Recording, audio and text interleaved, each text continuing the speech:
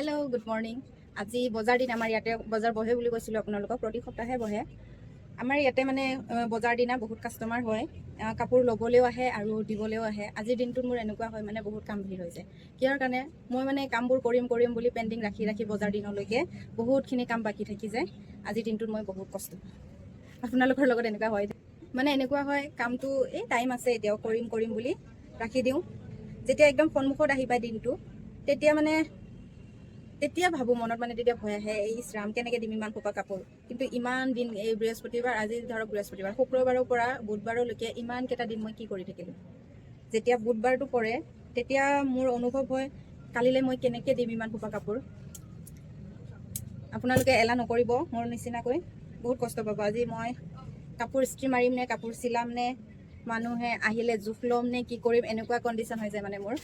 কোনোফালে মই মিলাব নোৱাৰা হৈ যাওঁ। এলাহ নকৰিব, টাইমৰ কাম টাইমত কৰিব লাগে বুলি কয়, সেইটো কিন্তু সঁচা কথা।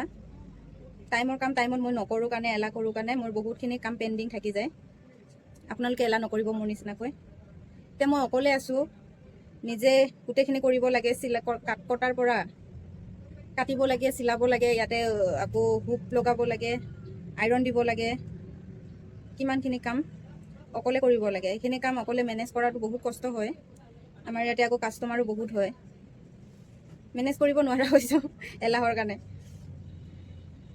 এতিয়া ভাবিছোঁ